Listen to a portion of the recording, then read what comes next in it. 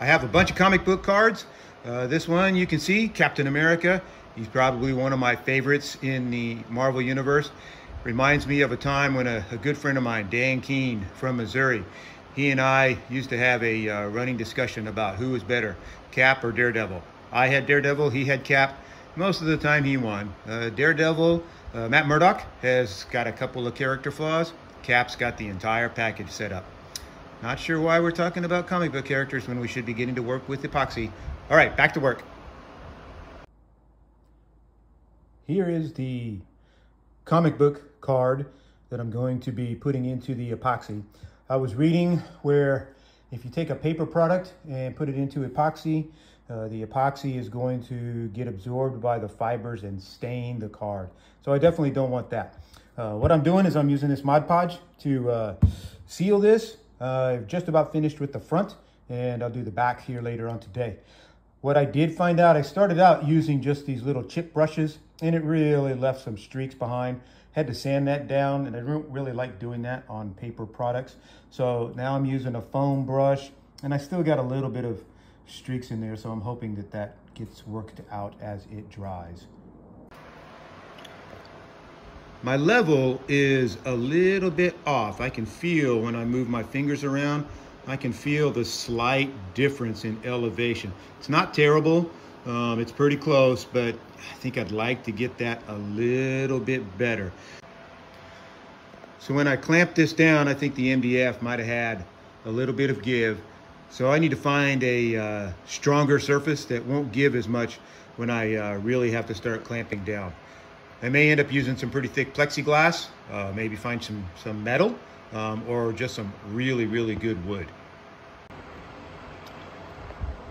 One thing I would do different next time is I need to sand this first layer, and I really should have done that before I put the card down. I can still sand that. It's just going to be a little more troublesome.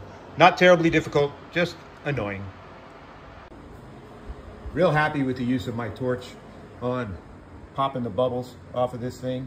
I did not use the heat gun. I did not want to blow that epoxy around. And just using that torch, even at the lowest setting, it's got a pretty hot flame. But just using that torch, I'm just passing right over the bubbles and they're popping right away. So that was really pretty neat. Finished the pour on this card. Pretty happy with how it came out. You can see there's a little bit of staining, a little bit of discoloration on the edges. Either the Mod Podge is not a good sealant, or I didn't do it right. The latter is probably more likely. I do wonder if the Mod Podge just didn't get on the sides of the card, and maybe that's where the epoxy soaked in. Also, this top pour is a thick pour, which takes a long time to cure, which gave that epoxy a long time to get in those fibers. I had used that fiberglass form, and sure enough, on the back, the epoxy did bond with the fiberglass. So if I do that again, definitely have to use tape or mold release spray. Right here on the corners, the epoxy is soft, even a few days after the pour.